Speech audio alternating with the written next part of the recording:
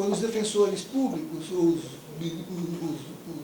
integrantes do Ministério Público, nesse contato, que fizeram mover do factual para o jurídico uma série de construções que foram institucionalizadas no social para depois chegar. O que é um termo de bem viver que os promotores faziam como medida de solução de conflitos, que era uma espécie de contrato de gaveta, que hoje virou termo de ajustamento de conduta.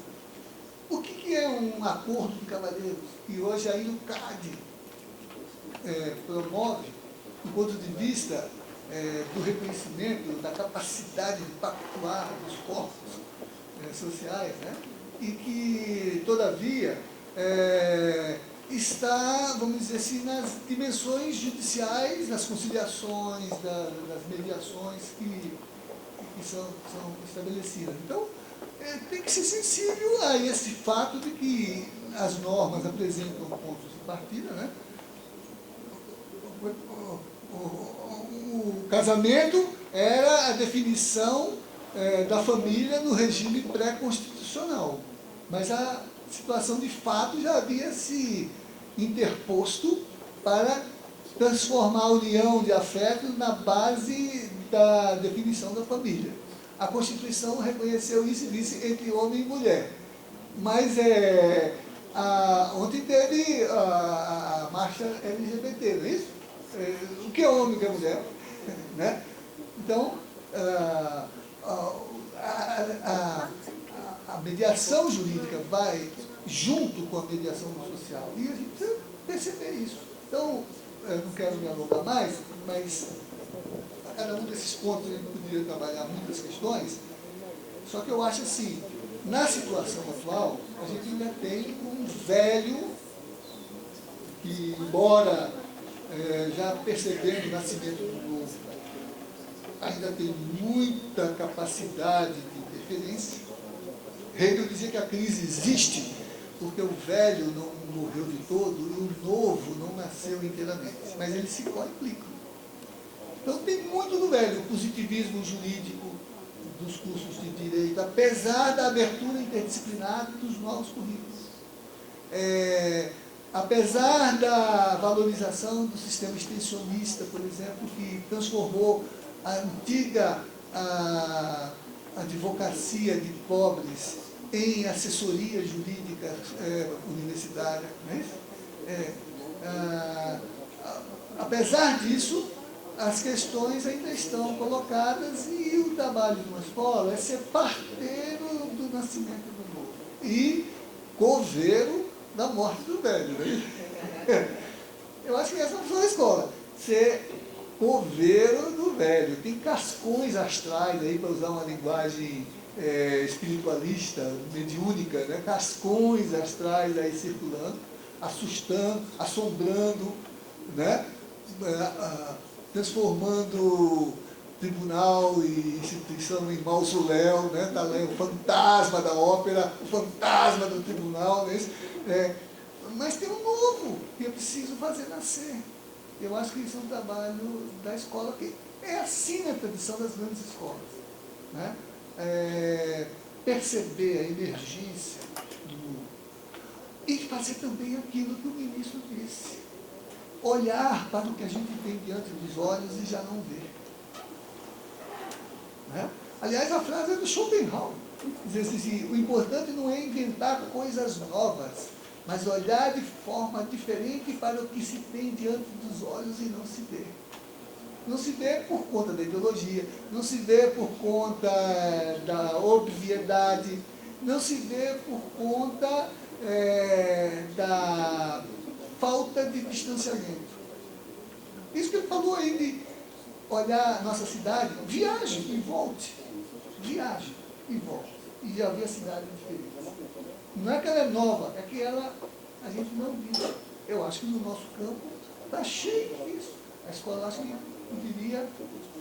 Darcy Ribeiro tem um texto maravilhoso sobre o óbvio e da necessidade de se mergulhar na compreensão do óbvio para ver que ele não é tão óbvio assim. Né? E isso é o campo terrível da nossa formação, porque interfere nas nossas práticas e nos nossos discursos. Nas nossas práticas, porque a gente se habitua a fazê-las sem refletir quanto ao seu fundamento. Né? E nos nossos discursos, porque a gente internaliza vamos dizer assim, as compreensões de mundo, que consciente ou inconscientemente a gente incorpora ao discurso teórico ou técnico que a gente elabora sobre a realidade e sobre o mundo. Né? E que muitas vezes vem não só pelo enviesamento dos elementos teóricos, técnicos, mas pela própria imposição do vernáculo. O que é um homem de bem? O que é uma mulher pública? O que é um homem honesto? Tudo está no vernáculo, tudo está na lei, utilizando o vernáculo. Mas isso tudo é tradução de machismo, de patriarcalismo, de mandonismo, aqueles vícios da formação econômico-social que Victor Nunes, Raimundo Faoro, Sérgio Buarque de Holanda, tanto estimularam a gente confrontar e superar, inclusive na língua que nos constitui enquanto pensamento e interpretação do mundo. Né? Eu acho que são desafios importantes. Eu acho que vocês têm que ser coveiros e parteiros. Tem que enterrar o velho, morto, e fazer nascer agora na linha moderna, você tem que ser doulas. Né? Isso. Então é isso que eu queria trazer um pouco, né? Mas vocês certamente têm outras questões a colocar.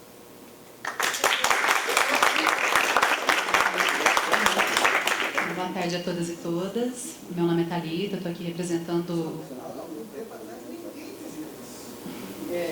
Todos os gêneros. Na Suécia já tem um gênero, já tem um pronome neutro.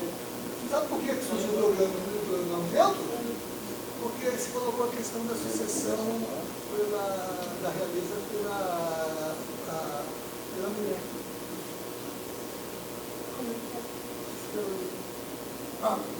Como se diz isso?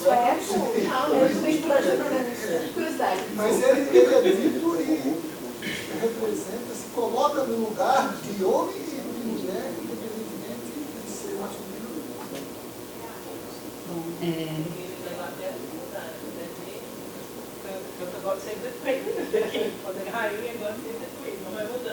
resolveram o problema criando e algum tempo atrás até uma composição majoritária de mulheres como essa aqui hoje.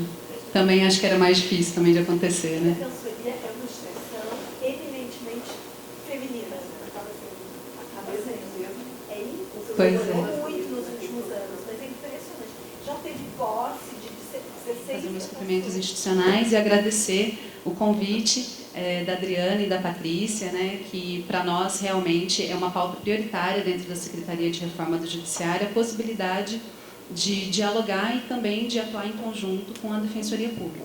Eu particularmente me sinto contemplada de estar aqui hoje, porque eu integrei a primeira turma de estagiários da Defensoria Pública do Estado de São Paulo. Então eu acompanhei durante 2 anos a estruturação da Defensoria no meu estado. Né? Então deu para eu, por experiência assim, particular, né, que não tem nada a ver com pesquisa, mas ver qual é o impacto da Defensoria no ensino jurídico da minha região e também na formação da minha geração, né, que até então não havia essa tradição, a gente não sabia direito o que era Defensoria Pública, né, então entre 2006 e 2007 foi um movimento muito forte na região. Nós viajávamos de 80 a 90 quilômetros para poder estagiar na Defensoria Pública da Regional de Ribeirão Preto. E, para além da nossa formação em Direito, que também a gente começou a ver um diálogo interdisciplinar pela presença das psicólogas e das assistentes sociais, e aí eu não uso a flexão de gênero, porque eu só trabalhei com mulheres de psicologia e de assistência social, mas, para além disso também, e eu acho que é importante reforçar, o reflexo que essa formação e que a atuação da Defensoria causou nas universidades e no ensino jurídico da minha região à época, e que eu imagino que ainda aconteça.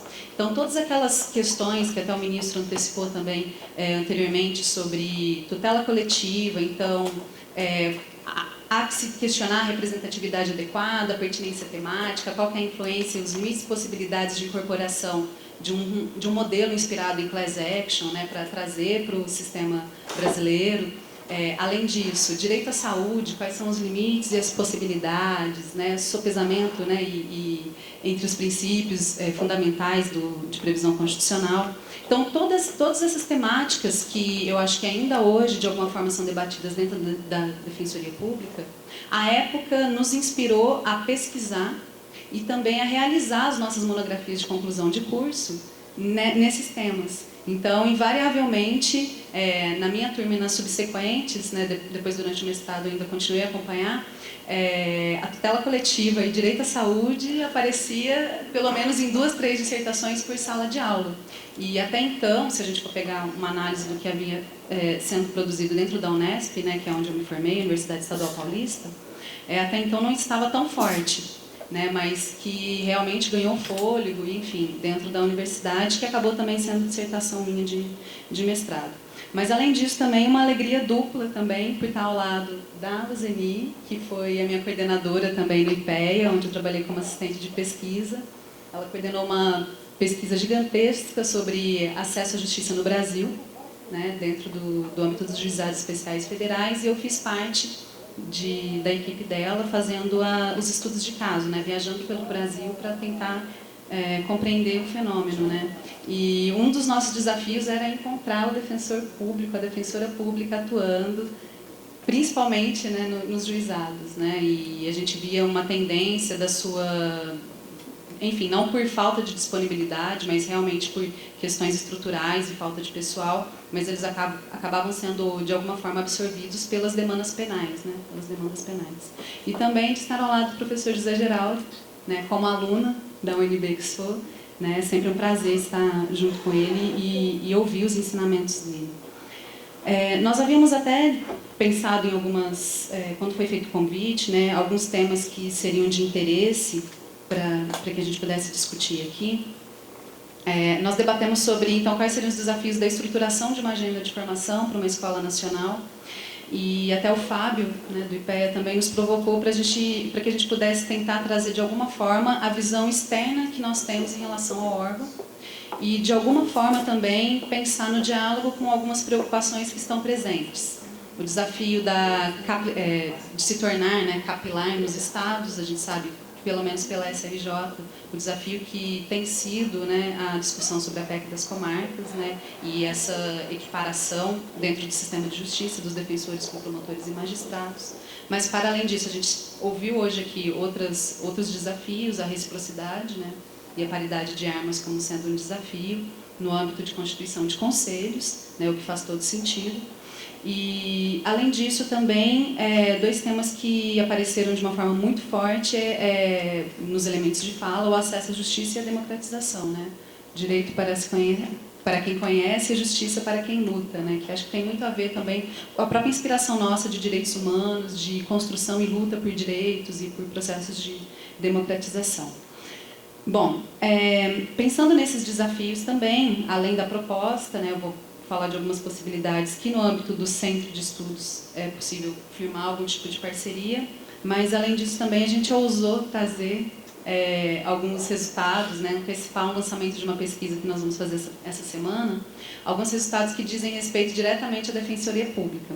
Tem alguns pontos positivos, mas também tem pontos negativos, né? Então, na verdade, é só para tentar problematizar e evidenciar a relevância de se produzir realmente pesquisa, conhecimento, informações e dados sobre a instituição.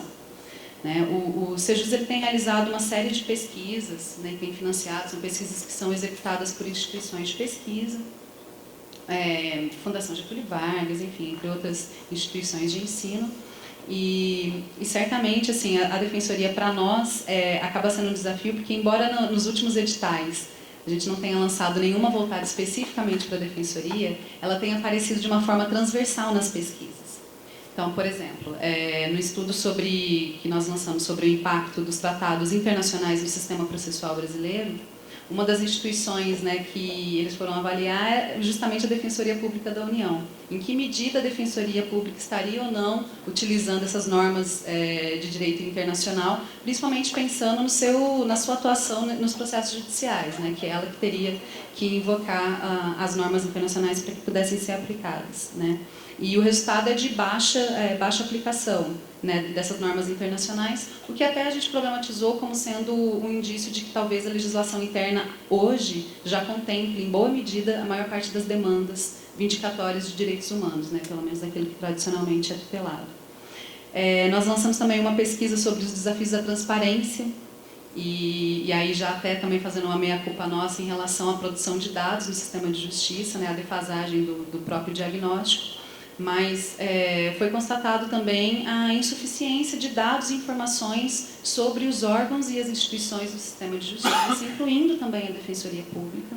A gente sabe que a Defensoria Pública ela tem um desafio maior quando a gente está discutindo a Defensoria Pública Estadual, por serem, inclusive, heterogêneas, né, no sentido de que estão espalhados no território que é continental e que também sofrem, né, ingerências também políticas locais também. Então, a gente notou que há uma dificuldade muito grande de produção de dados, né, principalmente nas defensorias estaduais, o que dificultou, inclusive, a gente criar argumentos nesse processo de discussão da PEC das comarcas, né, dos defensores, que a ideia, né, a proposta seria um defensor público por comarca, né. Mas a gente teve uma dificuldade muito grande de criar argumentos, porque inexistiam dados que fossem totalmente confiáveis sobre quantos são os defensores, quanto custa um defensor dentro de um recorte histórico, qual que é o custo de implementação de uma defensoria pública, qual que é o custo de implementação de um núcleo especializado, qual que é o custo médio de um processo pensando a partir da ótica de atendimento da defensoria pública. Então, já sinalizando também que a realização de pesquisas nesse sentido, e a gente espera muito contar com a escola, na verdade, elas acabam por contribuir para a ocupação de um espaço que é estratégico, que é a disputa no Congresso Nacional dentro de pautas que são políticas, que também são corporativas e que dizem respeito aos processos de democratização e de acesso à justiça. Então, a gente também tem em mente isso, as parcerias que podem ser possíveis, né, a partir disso, e pensando numa escola de formação, uma agenda de pesquisas que oriente e que consiga, né, colher subsídios para ocupar esse espaço de argumentação jurídica que a gente sabe que fica vazio, que é difícil de ocupar.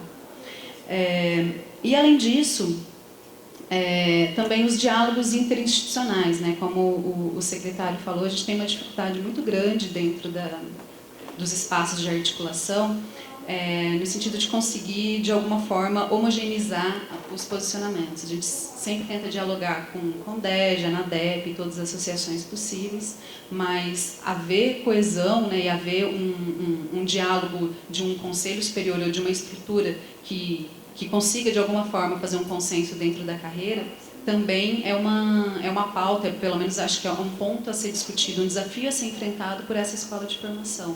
Né? Que tipo de coesão e que tipo de consenso é desejado, porque também acho que é uma coisa a ser debatida, e qual que é aquele que é possível, né? Entre o que é desejado e o que é possível, o que pode ser feito a respeito.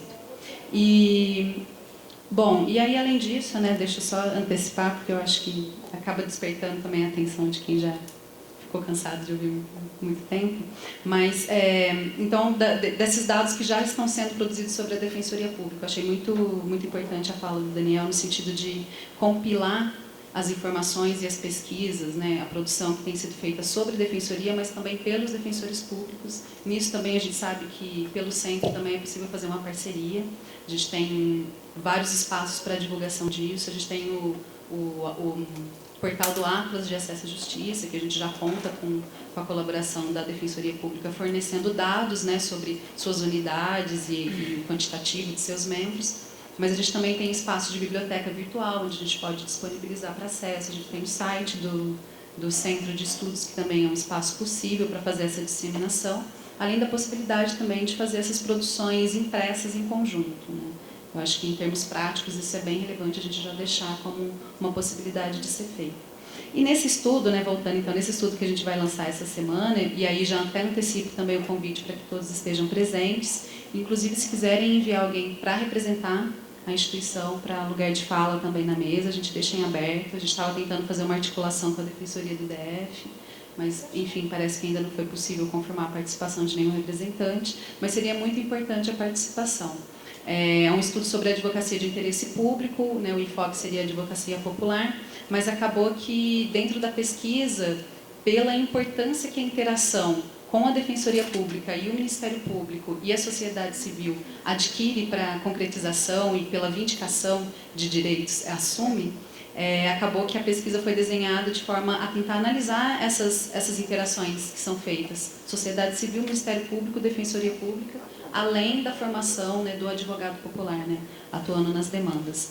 Como pontos positivos, né, alguns resultados que nós trouxemos hoje para passar para vocês, a constatação de uma relação de complementariedade e uma parceria que parece que é firmada entre as entidades de defesa da sociedade civil, né, de defesa de direitos sociais, com as defensorias públicas, principalmente estaduais. Isso é um achado da pesquisa. Também foi constatada uma maior afinidade ideológica e temática entre essas entidades que defendem esse tipo de interesse de direitos, né, da sociedade civil com a Defensoria Pública, pensando nos órgãos do sistema de justiça. E também foi constatada a importância da Defensoria enquanto instância de articulação com os governos, inclusive. Então, para a resolução de demandas, foi constatado que a atuação da Defensoria Pública acaba sendo, assim, essencial para o desenrolar e para a resolução de alguns conflitos de interesses. Como aspectos negativos, e aí a provocação, né, foi constatada dificuldade na relação com a própria Defensoria, principalmente nos estados em que ainda ela não está estruturada ou está em fase de estruturação. Então, a gente sabe que é um problema também que vem até em relação ao próprio financiamento e custeio da Defensoria. Né? E, paralelo a isso, né, a constatação da existência de estrutura limitada de Defensoria Pública, frente às demandas da população de baixa renda. Então, o que a gente vê é um contingente de profissionais vocacionados, né, e tendentes a fazer a tutela de direitos, mas que contam com pouco equipamento ou com pouca estrutura para fazê-lo. Né?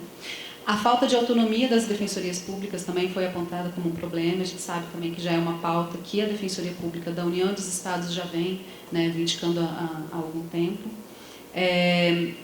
Do lado dos governos, né, um aspecto negativo, né, para nós pelo menos, a intervenção política no trabalho da Defensoria Pública. Isso também é um achado nessa pesquisa. Então, quais são as ingerências que os governos estaduais acabam acontecendo dentro das defensorias públicas e de que alguma forma prejudica para a satisfação e tutela de interesses. E uma outra, só para finalizar e também não me prolongar muito, mas teve a constatação nessa pesquisa da existência de uma nova geração de defensores, que são menos vocacionados e mais corporativistas. E isso, de alguma forma, tem a ver com essa nossa preocupação de formação de uma escola e de uma agenda conjunta e de como incorporar práticas pedagógicas dentro dessa escola nacional, né? A gente já tinha visto no último diagnóstico que a maior parte dos defensores públicos vem de instituições de ensino privado, não é de instituições de ensino público, talvez pela quantidade, né, de instituições privadas em relação às públicas que existem, mas, e a gente já sabe também, tem indícios de que existe um problema de formação do profissional do direito, né?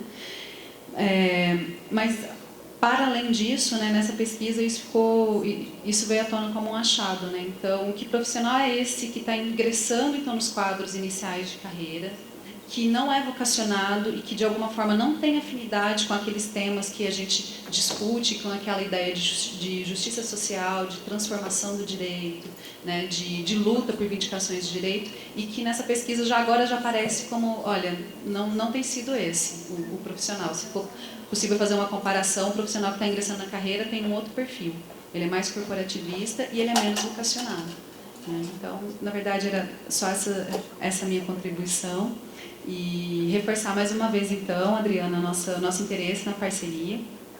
Deixar aí agora a Luzene complementar e depois a gente fica também à disposição para conversar e, enfim, dialogar.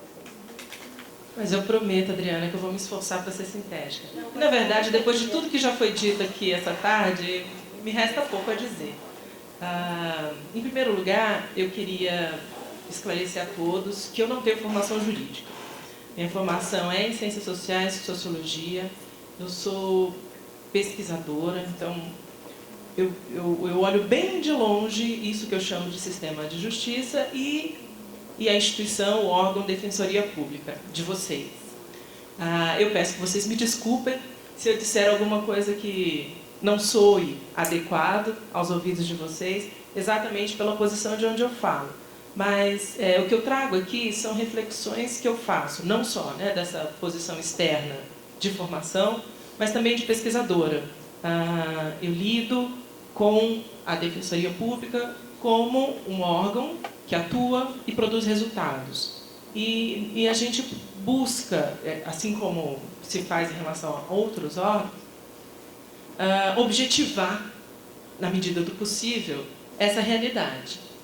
Né? Então, apesar do meu engajamento ferrenho com o tema do acesso à justiça, né, com as condições para a ampliação dessa garantia a todos os cidadãos, eu me reservo essa distância, né, do tema e vou falar para vocês aqui a partir desse distanciamento.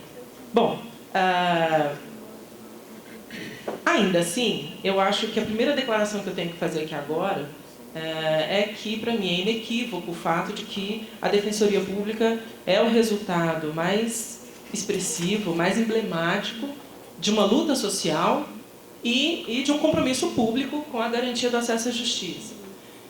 E vejo que, tomando a Constituição de 1988 como, né, um marco para essa instituição no país, né, em que se instituiu um modelo nacional de serviço de assistência jurídica gratuita a setores da sociedade brasileira, pensando nesses 26 anos que caminhamos desde então, vejo que muitas conquistas se realizaram, né, certamente do ponto de vista, inclusive, dos embates corporativos. Eu acho que as resistências iniciais da OAB, das procuradorias dos estados e até mesmo do Ministério Público, elas foram, né, mitigadas, vencidas ou mitigadas em alguns casos.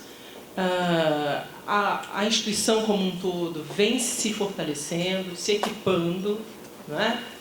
Recrutando cada vez mais profissionais, a despeito do déficit que ainda existe, mas contando cada vez com mais recursos, goza, né, desde 2004 de autonomia institucional. Isso é algo que realmente fortalece e dá uma estabilidade para esse serviço público que antes não havia.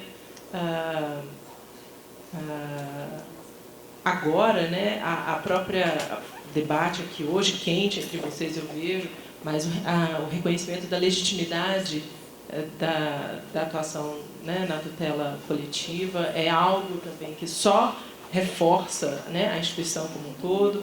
No contexto recente, a possibilidade de aprovação da PEC 247, né, a PEC das comarcas, é algo que certamente representa um passo a mais na construção dessa instituição.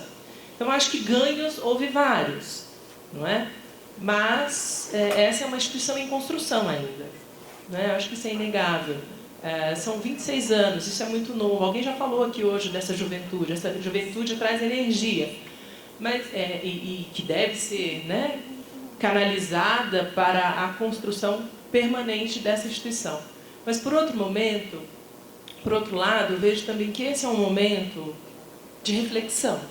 Não é? Eu acho que o lançamento de uma Escola Nacional dos Defensores Públicos revela essa vontade de reflexão da instituição sobre si mesma, sobre o seu fazer. Acho que é um momento em que foram 26 anos de fazer, de construir a Defensoria, e parece que vocês revelam uma necessidade de pensar essa instituição, pensar nacionalmente, né, já que as escolas estão aí atuando há algum tempo. Mas eu também vejo, assim como o professor José Geraldo, que a ENADEP se coloca uma questão nova nesse processo de reflexão sobre o fazer dos defensores públicos. E que acho que, inegavelmente, será diferente das escolas estaduais, das escolas mantidas pelas defensorias gerais. E que lugar é esse? Eu acho que essa certamente tem sido a reflexão que vocês estão fazendo entre vocês, mas essa foi a questão que me despertou a atenção ao pensar na Escola Nacional dos Defensores Públicos.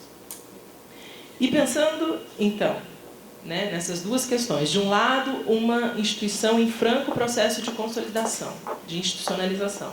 De outro lado, uma instituição que quer refletir sobre si mesma, eu acho que é isso que a ENADEP reflete. Eu acho que a questão fundamental que fica e que inspira o olhar sobre a Defensoria nesse momento é exatamente a questão sobre o que a Defensoria Pública quer efetivamente ser, em que direção pretende caminhar como instituição. Acho que o acúmulo dessas 2 décadas e meia já traz muitos elementos, né, nesse sentido, mas eu acho que é realmente necessário olhar para frente e deixar que essa incerteza sobre o futuro contamine a reflexão sobre o que vocês querem ser como instituição, né? Inclusive pensando que a Defensoria é um órgão, é um modelo nacional, né? Ela se organiza por meio de órgãos estaduais, mas ela é uma instituição nacional, que visa garantir aos cidadãos, onde quer que eles estejam, aos cidadãos, né, vulneráveis, necessitados, hipossuficientes, enfim, tem uma semântica aí para definir quem é esse público-alvo da Defensoria, mas, enfim, ele é um cidadão e aí independe de onde ele esteja, se ele precisa do serviço público que a Defensoria dispensa, ele deve ter direito a esse serviço. Então, acho que essa questão sobre o que vocês querem ser, em que sentido a institucionalização do órgão caminha, eu acho que ela é uma questão central que está colocada nesse momento. Muitas das falas aqui hoje, não só da parte de vocês, mas dos interlocutores, refletem uma reflexão meio que coletiva sobre essa questão. Eu acho que é interessante manter esse tema como tema orientador, como guia dessa grande reflexão. Bom, pensando nisso, né, a ENADEP, né, eu acho que ela tem um papel central na construção de uma identidade institucional para a Defensoria. Né? A gente está falando aqui eu estou reforçando muito essa questão do nacional, mas é porque eu acho mesmo que o modelo institucional brasileiro de prestação de assistência jurídica gratuita, ele é um modelo que nasceu nacional. E boa parte do desafio hoje é tornar realidade esse modelo nacional. Então, eu acho que, como meta para a ENADEP, eu acho que fica essa tarefa, né, não apenas de dar suporte técnico aos trabalhos dos defensores, né, e aí, como eu já disse antes, se somando aos esforços que as escolas, né, que as outras escolas já realizam, no sentido da qualificação e da capacitação dos defensores e defensoras públicas, mas também de se constituir num espaço de estudo, reflexão e debate, não apenas, como eu disse, sobre a prática cotidiana e as questões técnicas envolvidas nessa prática, mas sobre os rumos da instituição, os desafios, né, para o aprimoramento na institucionalização e as estratégias mais efetivas para enfrentar esses desafios. E aí, eu gostaria agora de me ater a algumas questões, algumas 4 ou 5 questões rápidas, que eu acho que sintetizam esses desafios dos quais eu estou falando. Então, vamos lá. A PEC 247, a PEC das comarcas.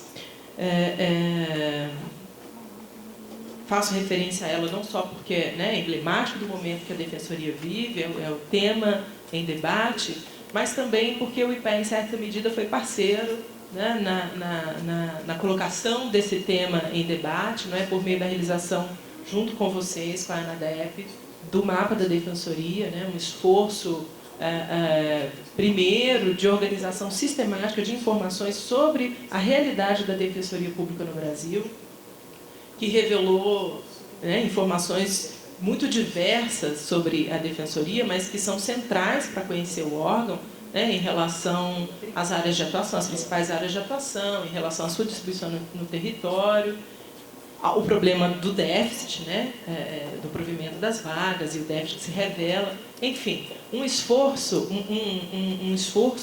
que só revela o que eu já venho dizendo sobre o momento em que me parece que a Defensoria está vivendo, um momento de reflexão sobre si mesma. Né, um esforço de reconhecer a sua própria realidade, para, a partir desse conhecimento, traçar as estratégias de atuação mais mais adequadas. Bom, então, estamos aí num momento em que existe uma possibilidade muito grande de aprovação da PEC das comarcas. A Defensoria goza desse prestígio na sociedade. Eu acho que isso é algo que também a gente precisa registrar, né? Já foi dito isso aqui hoje também. A Defensoria conta com muitos defensores por aí na sociedade brasileira. Esse capital, eu acho que é algo de que vocês devem cuidar e mobilizar, e saber mobilizar politicamente. É claro que alguns setores podem ainda resistir, ou por questões da conjuntura política, algumas pautas podem ter dificuldade de avançar, mas efetivamente esse capital, junto à sociedade brasileira, é algo que deve ser cuidado. Mas como eu ia me referindo, a PEC das comarcas está aí, está sendo defendida por amplos setores no Congresso, mas coloca um desafio para a Defensoria. E não é apenas o desafio de lotar os cargos que vierem a ser criados para dar efetividade a essa penetração territorial, né, que se pretende. A gente está falando de 2.000 e quase 700 comarcas no Brasil. Isso implica realmente em mudar radicalmente o padrão atual, né, de lotação e distribuição territorial dos defensores públicos. Mas, além disso, além de ter que repensar a sua organização, o seu processo seletivo, né, para novos membros, e a Thalita está aqui falando dos desafios que estão sendo colocados pela seleção de novos membros atualmente, não é? Que perfil é esse de servidores que vamos poder angariar, selecionar por meio dos concursos? Mas eu acho que coloca uma questão que é: a Defensoria está indo ao encontro do seu público-alvo inequívoco, que é esse que está nas pequenas comarcas, nos pequenos municípios, que, em regra, são os municípios de menor desenvolvimento social e econômico. A população mais carente, e eu não digo carente apenas de renda, mas carente de informação, carente de relacionamentos, né, de um circuito de troca de conhecimentos, é a população dos municípios, dos menores municípios desse país no interior. Que sujeitos são esses? Quem a Defensoria vai encontrar lá? Novos sujeitos de direitos? Como é que a Defensoria vai atuar junto a essas pessoas? Não é? Eu acho que essa é uma questão relevante, porque, eventualmente, o padrão atual de atuação dos defensores não será adequado a esse público que potencialmente será abrigado pelos serviços jurídicos prestados pelos defensores. É uma questão, não tenho nenhuma certeza disso, mas eu acho que essa ida ao interior, rumo ao interior e rumo a um público que certamente é o público-alvo da Defensoria, coloca questões para o padrão atual de atuação. Não é? São novos sujeitos de direito? Que demandas virão com essas pessoas? Que novas demandas virão que ainda não estão, né, no radar de atuação dos defensores? Eu acho que isso é algo a pensar. Eu acho que a ENADEP é algo que pode estar na pauta, no programa de formação e debates que a ENADEP está construindo. Não é? Uma outra questão, e eu já disse isso para vocês, mas eu reforço, eu realmente estou com um olhar bastante focado para o modelo institucional de prestação de assistência jurídica gratuita no Brasil. Eu acho que a garantia desse modelo em abrangência nacional é um desafio importante para a Defensoria. E aí, novamente, eu vejo um papel muito central para a ENADEP. Alguém já disse isso aqui hoje também, alguém já disseram, que a ENADEP pode ser um espaço privilegiado de troca de informações e de experiências.